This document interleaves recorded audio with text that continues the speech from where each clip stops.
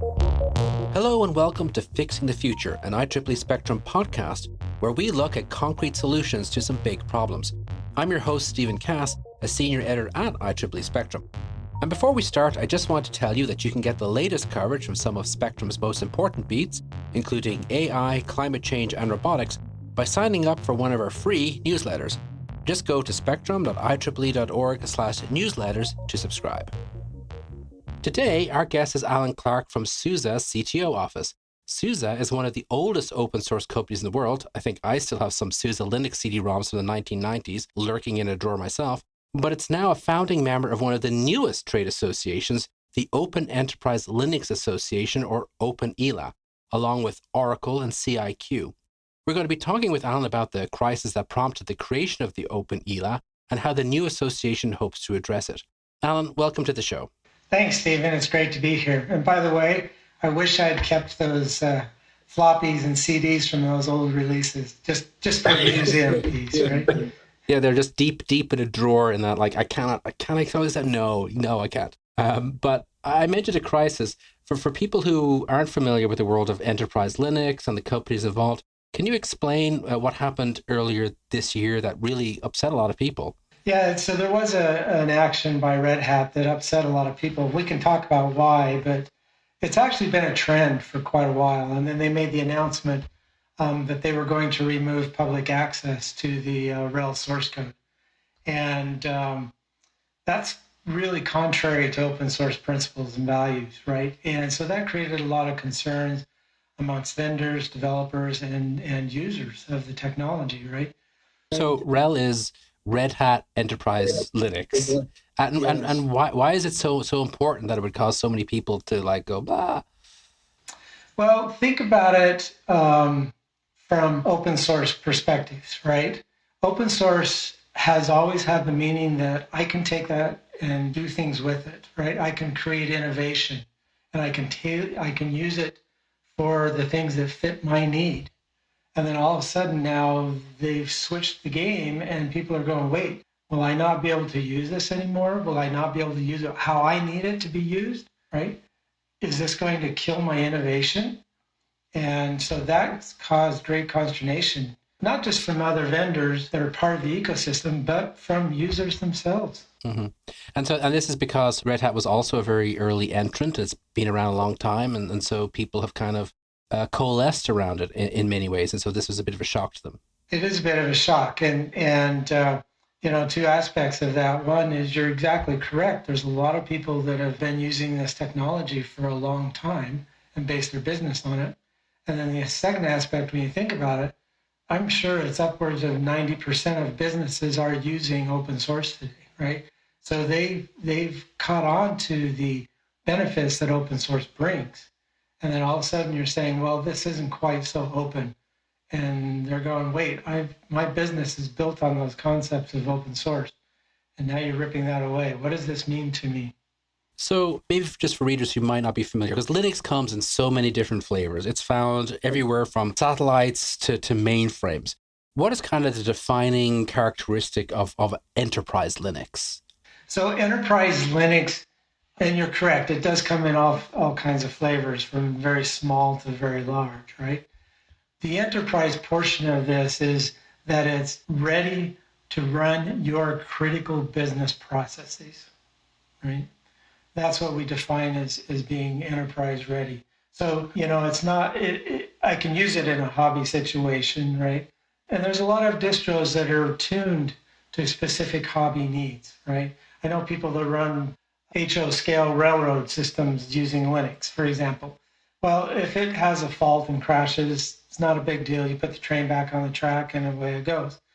If you're using Linux for air traffic control, right, that has got to be really hardened and tested and secure.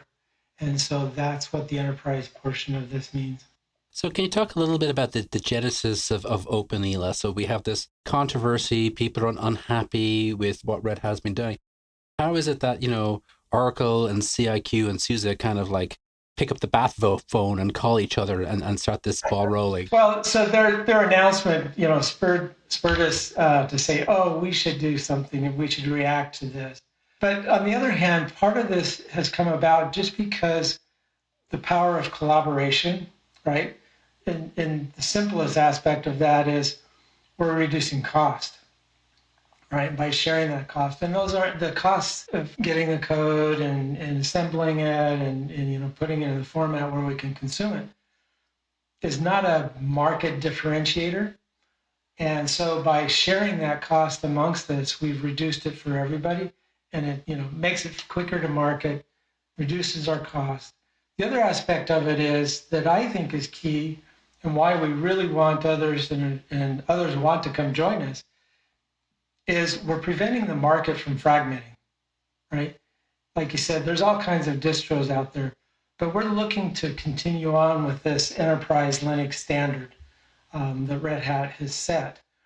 And if we all go off and do our own little thing, there's a chance that it'll fragment. And we know what happens when when that occurs, right? You look back at the Unix days, and you cause that fragmentation, and all of a sudden you can't get applications and services that work on everybody's distros, right?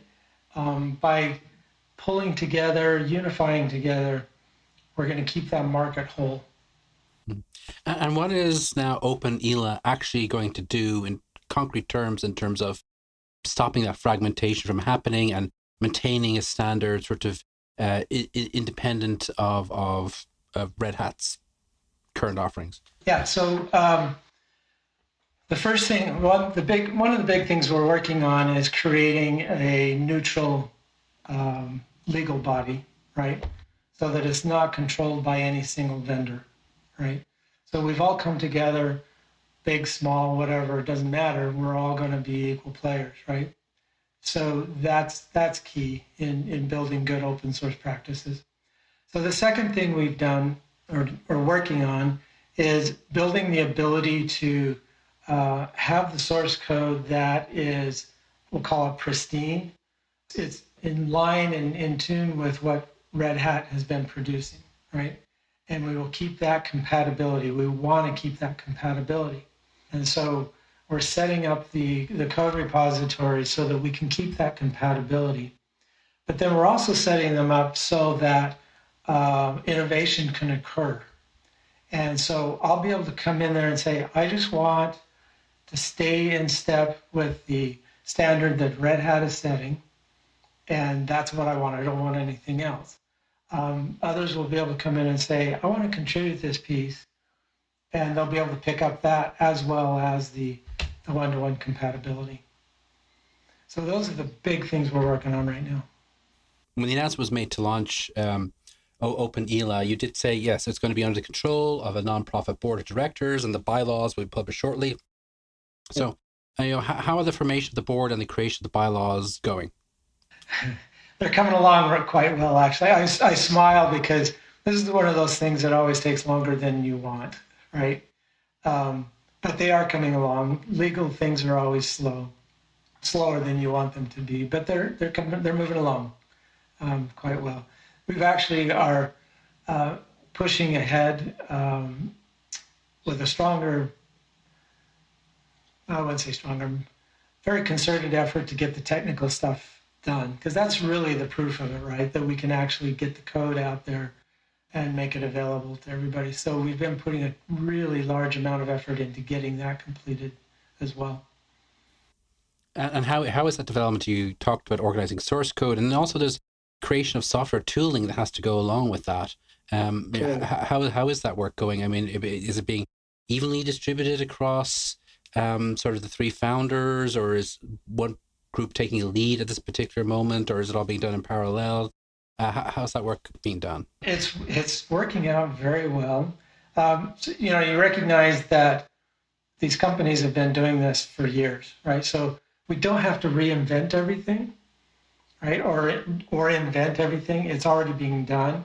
So it's more a matter of taking the best of everything we've got and putting it into a format that we know will be usable by everybody. So we don't have to start from scratch. We're able to pick up a lot of the tools and stuff that are already being used and tune them and modify them to fit OpenELA. So OpenELA was founded just a couple of months ago, so I appreciate it's very early days. But what kind of response have you had from the wider community? It's been very positive, really positive. We have a lot of people that are anxious to get started. Um, a lot of people have been pinging us going, hey, we want to contribute. We want to join. How do I do that? And we're going, hang on just a little bit longer, just a little bit longer. We really got to get that legal entity so that it's a neutral body, right? We don't want it to be a not neutral. So we got to get those rules down on how people can join and so forth. So they're coming out really soon. So So looking to the future, we talked about maintaining the sort of enterprise Linux standard, which is closely based on the Red Hat de facto standard. Do you foresee a time in the future where maybe those might diverge, and so you have the Open ELA Enterprise Linux standard, and then over here is RHEL's, and maybe those two aren't tightly as coupled before. One is RHEL's thing, and the other is this open source community thing. you know, I don't have a crystal ball, so I don't know what will happen. Right now, our mission is that we will stay one-to-one compatible with them. If they make some decisions that personally I believe would actually very much hurt them themselves, right? Self-inflicted wounds kind of thing. It's possible they could do something. But you also have to remember that everything we're dealing with here is open source, right? So, and it's open source that SUSE has been contributing to, like you said, what, 30 something years. Um, Oracle, the same thing. They contributed for years and years and years, and CIQ and all these other community members. So it's all open source. So unless they do something really dramatic and go proprietary, even more proprietary, right? It all feeds back upstream. So it's all going to be available. Um, so I'm not overly worried about it, uh, given their current decisions, that we'll be able to stay one-to-one compatible. So just I want to step back for a moment while I have you, and just look at some big question issues.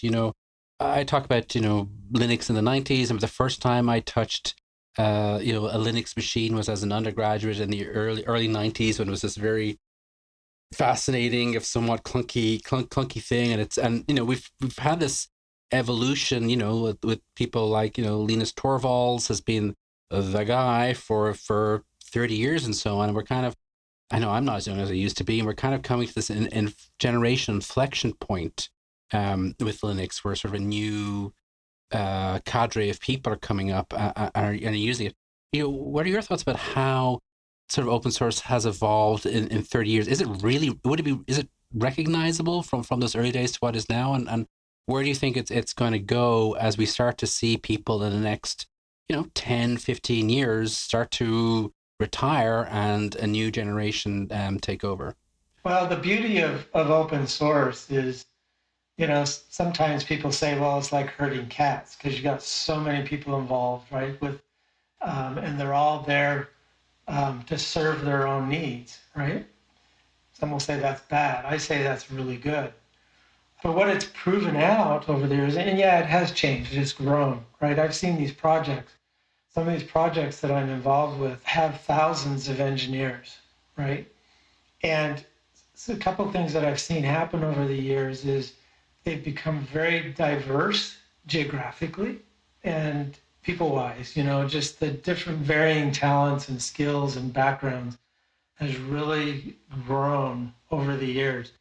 And but the big thing is I've seen this talent emerge, and because of the collaborative nature, it's not that a single person has all the knowledge, right? I've worked in proprietary software, and you end up depending on this key guy that knows it all, right?